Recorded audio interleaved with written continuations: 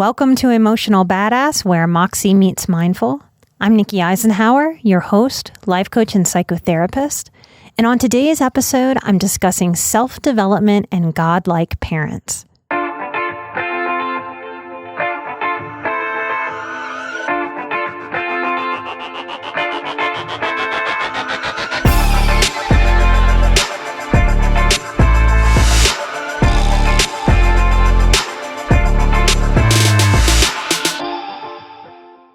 This episode is inspired by a chapter in Susan Forward's book, Toxic Parents.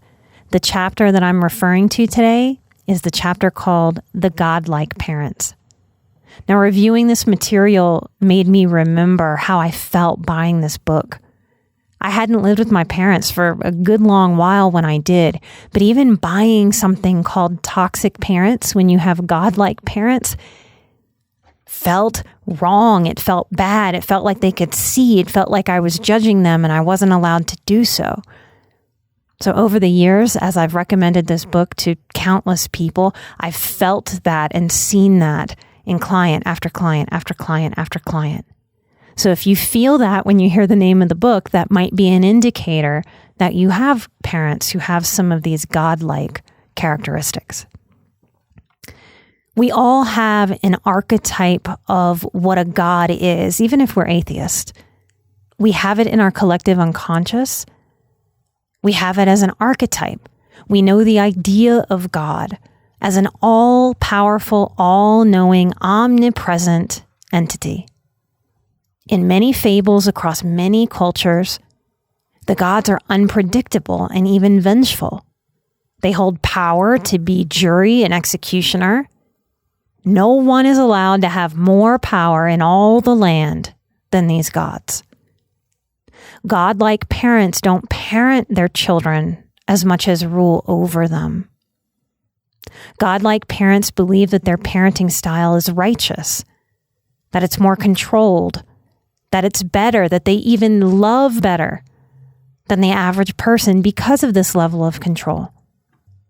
They celebrate this parental control and they go out of their way, consciously and subconsciously, to keep that parental control at all costs, often at the cost of the actual relationship with their children as they grow. Gabor Mate, he is an author. I believe he's a psychologist, but I'd have to go back and look, but he's definitely a mental health professional. He teaches in his work with child development that effective parenting values relationship over right behavior in a child. That the way to garner right behavior, for lack of a better term, I know I'm speaking in all or nothings, but the way to garner more right behavior out of a child is not by hammering or pounding them about that behavior, like an angry God from the sky. It's actually through the respect of the personhood of that child in development, holding the relationship as sacred, not trying to control or dominate a child's behavior, a child's ways, a child's thinking. Often godlike parents lack emotional intelligence, and they don't possess the mature strength it takes to allow the ego to present as vulnerable and unknowing. This is why they teach their children that they are all-knowing, aka godlike. These parents expect worship as the glue that keeps the family together, and they're very proud about this gluing together in this way. Gods don't take responsibility for their own bad behavior. They're allowed bad behavior because they're gods, no one else is. Godlike parents rarely humble themselves to do the work of getting vulnerable, which would value the relationship and connection and care over control. Why would a God humble himself or herself for the lesser humans? They are godlike. They are above. These parents are often puzzled when these kids grow up and move very far away, other states, other countries. They go nowhere, low contact. They don't really feel any warm and fuzzies because warmth and fuzziness wasn't the currency in these families. Control and obedience were the currencies. It's hard to feel warm and fuzzy about people that dominate our spirit, that raise us in a way that teaches us that we must need them. Susan Forward talks about 2 doctrines for these types of parents. Number 1 is that I am bad and my parents are good. Number 2 is I am weak and my parents are strong. Think about these doctrines. These aren't conscious thoughts that any parent that is this way tends to have or writes down. If I looked at any parent and said, hey, do you want your children to feel bad and you to feel good? I think they would say no. But in action, in the day-to-day mundaneness of life, this is what winds up shaking out. That I am bad and my parents are good if I have godlike parents. And of course we can understand that. If my parent is all-knowing, then they can't provide space for me as a child to know anything. I am taught to just throw my own thoughts, desires, ideas out of the window and to look to them for their godlike guidance. When we do that, we're told good girl or good boy. We get reinforced for throwing our own thoughts, our own way, our own questions out of the window and being obedient. We can understand that busy, hardworking, well-intentioned parents need their kids to be a certain amount of obedient just to make life flow. There's nuance to all of this. When parents are too godlike and controlling, a child grows to learn that they know nothing, they have no power.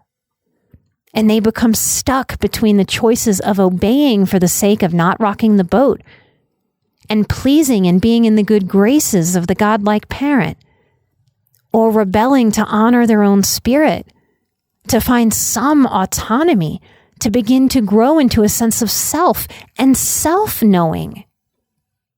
Distance emotionally often happens at this point, if not physical distance, because we may need to take space away from this type of God in our life so that we can give ourselves a chance to step into our own adultness, to try it on for size, to see what fits, what doesn't, what our style is. We have to be able to make mistakes to be able to learn.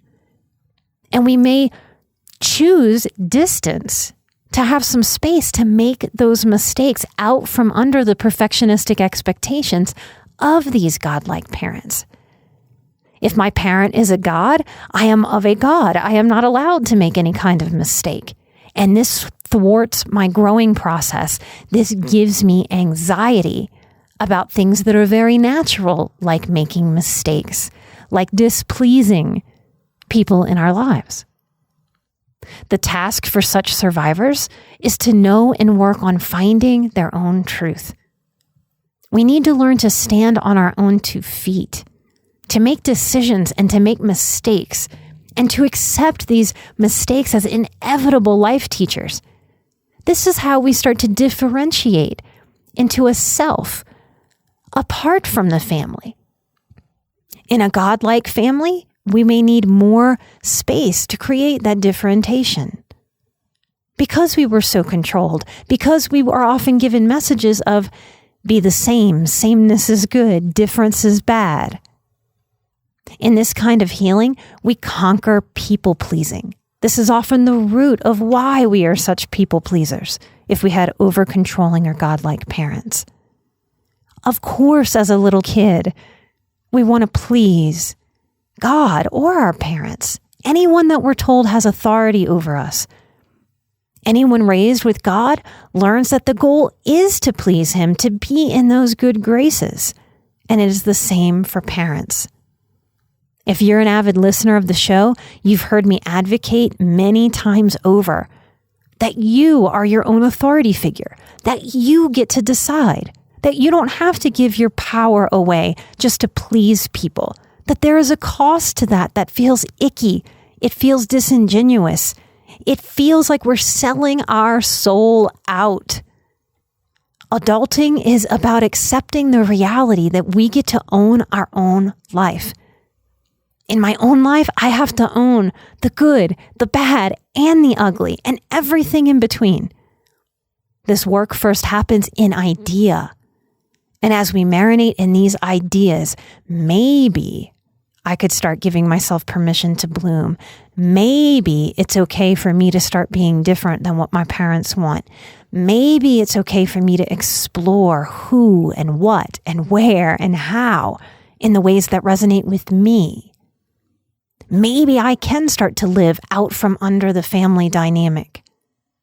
This is where we cultivate this idea of a wise man or a wise woman, a part of ourselves that can step in to take over that role of the godlike parent and reparent us to give us permission that we can grow into more autonomy. We can learn to give our own inner child permission to listen to our own inner guidance over the outer godlike presence. Less controlling parents want their children to blossom into who they are, even if that's different than what they want for their child or what they envisioned. Godlike parents want their children to be lifelong worshipers and don't necessarily understand or aren't interested in understanding how their controlling ways stunts emotional development in their children, making them anxious, skittish perfectionists, and people pleasers who think all of their worth should come from a God's praise, an authority figure's praise. The task here is to give ourselves permission to guide and grow our lives as we see fit, to learn that it's okay to please ourselves some of the time, instead of always trying to please the gods. In my spiritual opinion, a reasonable, healthy, grounded God who doesn't have an ego problem is comfortable with each individual growing into their autonomy. A true God to me is one with the spirit of Jesus, who saw good in all and is happy at your growing into yourself. There's no threat there when the authority figure is secure. Instead of dominating through control, we learn to give ourselves permission to stand up for ourselves. The task here ultimately is that we are taking back our own power. We are taking back our own usefulness. We are taking back our own vision of ourselves to allow ourselves to see ourselves as worthwhile, as good. We work therapeutically to build our own confidence up, to grow into the adult that we can be. That second doctrine, I am weak and my parents are strong. Of course, if my parents are godlike, I must be weaker because I'm not a god. And that makes me feel a sense of need, that I need those godlike parents to guide, to control, to take over my life, and that I cannot and should not because I don't know what I'm doing. They're the authority figure, not me. And this does make us feel weak. It makes us feel inadequate. It makes us feel confused. It makes us hold ourselves back, not willing to take a risk unless we already know how to do it perfectly. But we can't do it perfectly without risking and getting it wrong, making mistakes, fumbling and stumbling. So by trying to please in this way, by trying to play by the rules that these gods gave, we thwart our own development. We scare ourselves out of our own adultness. These parents grow dependent children. Often their identity as parents is wrapped up so much in being the parent that, not in a conscious way, but in a subconscious way, the scariest thing to these parents is that the child may grow up and leave. They can grow to not need the parent. And if that parent's identity is wrapped up in being that child's parent, that is a major threat. And this means that the child ultimately holds the power to take away the parent's identity. as the one who knows, the one who provides, the one who decides. And that threat is there simply by just being alive and wanting to naturally grow up. A dependent and unsure child will likely develop into a dependent and unsure adult that feels needy. And this solidifies how the dysfunctional godlike parent and the dependent child puzzle pieces fit together in a way that is still dysfunctional, but works for the parent to hold on to that identity. And these are not necessarily conscious, deliberate thoughts. I'm speaking from a place of how our psychology works as human beings. Godlike parents do not typically get together and brainstorm ways to keep their children stuck, anxious, and needy. Unless they have a good, strong streak of cruelty in them, they do want, on the surface level, what's best for their children and best for their relationship. They just don't know how to go about it in any other way other than this. And because of the godlike quality that has developed in these types of parents, these processes, these ways of being often go unchecked, unexamined, unless mindfulness becomes valued. But a God doesn't seem to have a lot of incentive or motivation to value self-reflection, mindfulness, apology, self-correction. So the godlikeness actually winds up keeping the parent stuck in these ways more often than not for a lifetime.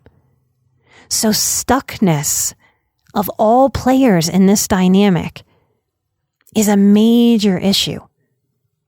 Tasks here are to take your power back and get unstuck and change the shape of your puzzle piece so that you no longer comfortably, though dysfunctionally, fit being controlled.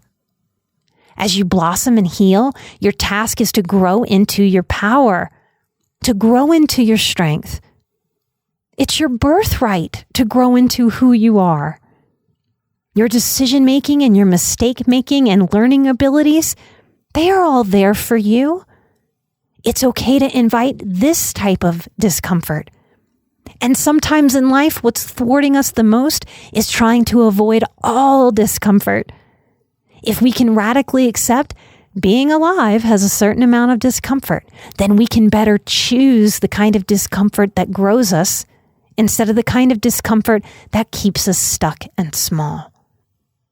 In healthy relating, we want to share time together with people because those people feel good to spend time with. In unhealthy dynamics, we feel obligated, or there's a neediness in our togetherness. Godlike parents are often enmeshed, and enmeshed is just a fancy word for being all smushed up in their adult child's business. Often they justify this by saying that they are trying to help and that they're needed, and this is what family does. Often this is massively selfish. And if the subconscious could be accessed for truth from this parent, for real truth speaking, that part would say, I desperately need you to need me. I can't be a God if you don't need and worship me. I have no power. I don't know how to cultivate dynamics where we coexist and actually enjoy each other. I only know how to control and dominate. I've been doing it so long. So I've resorted to keeping you as small as I can, and that will ensure that you need me over the whole course of my life. I will never have to be uncomfortable with myself. I will never face myself in the mirror and tell myself that I need to grow into an identity that is my own, that isn't contingent on you needing me. I continue to choose to have my identity as your parent. I don't want to grow. I'm too scared to really look at who I am or who I might be or how much time I might have wasted in my own life development by leaning into this dynamic. Please stay small. I need you to stay small. I have met many people over the course of my life with godlike parents. Highly sensitive people seem to be the most affected by this dynamic. I have a theory that highly sensitive people are born with natural, fantastic leadership qualities. Godlike parents have to make a problem with those qualities, must squash those independent spirit drives because it threatens their limited identity. I've met many people who go along with the godlike expectations. They often follow an unquestioned life path, and they accept it without a lot of question. In my experience and expertise, these are people who just aren't so deep. They aren't necessarily seekers. They can feel pretty comfy not questioning what their parents expect of them and just kind of going along with the program. They deliver what their parents want. From all intents and purposes, they seem to have a decent life. They often walk a very typical path of high school and college and marriage. They buy a home, they have a few kids, and they show up for every holiday. There are people that I suspect might be totally satisfied doing what pleases their parents for life. And maybe you are this type, but maybe not. If you feel drained by your parents, if you feel obligated in a way that gets under your skin, that makes you raw, that makes you resentful, if you love your parents but dislike them, if they give you messages like never good enough no matter how much time I spend, if they shame you when you don't obey their wishes and you actually live your own life, if you are a highly sensitive person, it is likely that the cost to your autonomy and even to your spirit may not allow you to go with this godlike parental program of pleasing them. And like a snake shedding skin, you may be facing shedding their godlike control over your headspace, over your time, over your holidays, over your choices, over your own parenting preferences and partner preferences. And this may support you and encourage you to lean into your own life, to step into your own authority, to let go of people pleasing so that you can please yourself in this one precious life. There's a lot of nuance to this topic of godlike parents. I don't believe you have to know if your parent or both parents are narcissists, or if they just have some traits of narcissism or a full-blown diagnosable personality disorder. As a side note, know that these types of narcissistic personality disorders, this cluster of personality disorders, often goes rarely diagnosed unless this person is forced through a court system and forced into psychological evaluation and treatment. Because again, why would a God need to seek out mental health help? If what I'm sharing today resembles the parenting that you experienced growing up, then you can start to recognize these cycles, recognize these patterns, these ways of being. You can look at and explore how have these dynamics worked their way inside of how you think and how you behave. How is your worth? How is your esteem? Because we can only feel lower if our parent presented as a God. And our work there can be to help ourselves feel equal, enough, valuable. If you recognize that some of these dynamics are playing out in your own relationship with your children, then you would do well to look at them, to explore them with a therapist or a mental health life coach. Most of us don't do things for bad reasons. We come up with good reasons to do them. There are good reasons we can come up with. They sound good. Like wanting our kids to succeed, or not wanting our kids to experience pain, so we do too much for them. Wanting to protect kids from the struggles required to foster independence and grow. You can face these dynamics, and you have the power to change them inside of yourself and in your own family that you were creating. It's hard work, and it is so very worth it. Adulting is about owning that we are our own authority figure. If we are not that, then what is the difference between being a child and being an adult? It can't just be age, that we have enough birthdays. What does it actually mean emotionally and mentally to become an adult? As an adult, I embrace that I am responsible for my choices.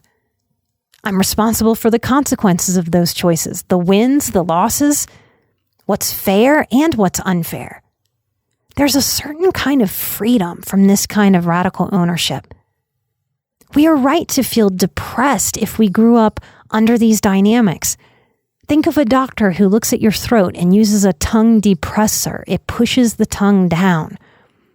If we are pushed down by a godlike presence in our development, then we will likely feel depressed, pressed down.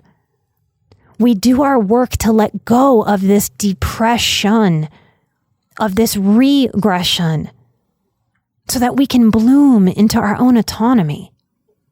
If you do this work, you will learn to stand up for yourself, not just out in the world, but in the energetic presence of your parent, whether you're thinking about that parent or whether you're in the room or on the phone with that parent.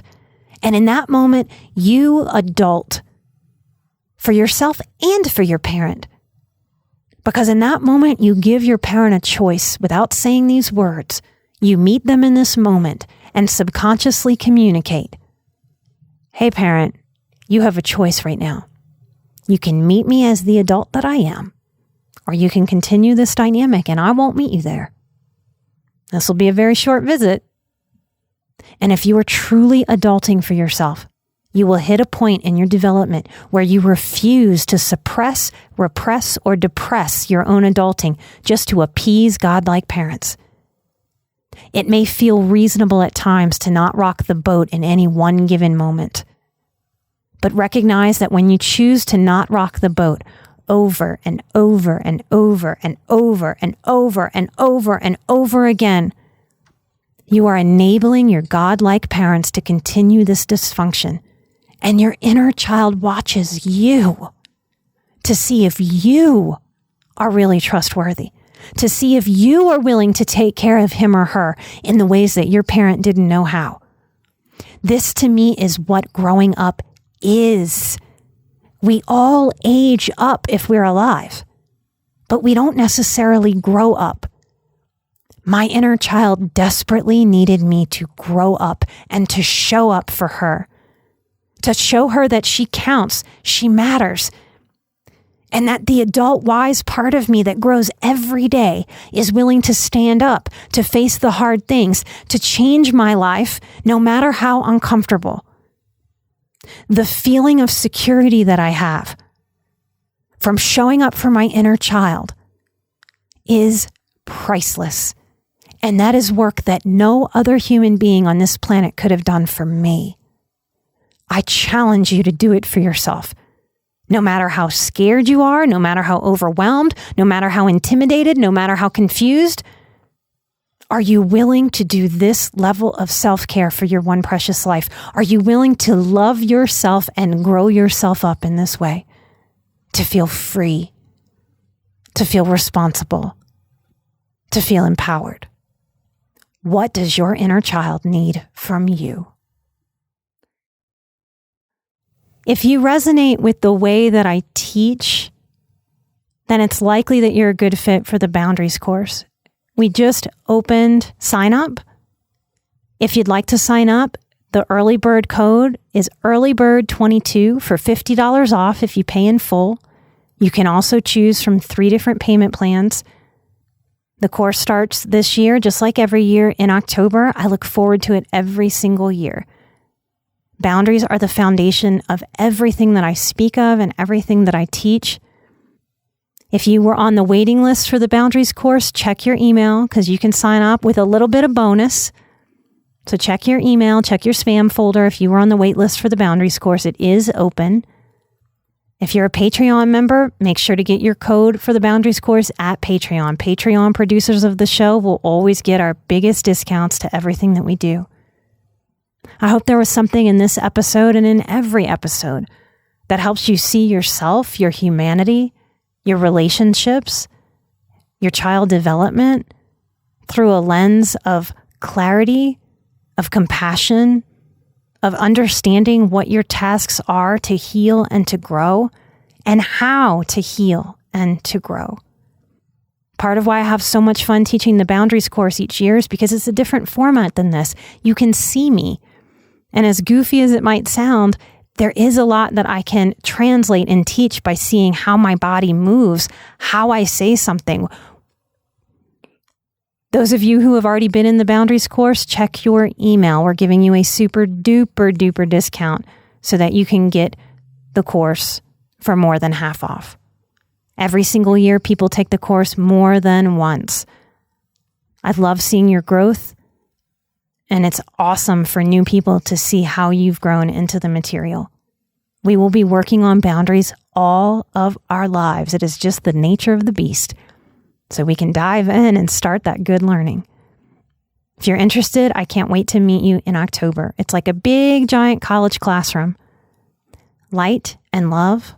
I'm an emotional badass. You're an emotional badass. And together we are where Moxie meets mindful. I'll see you right here next time. Light and love. Bye-bye.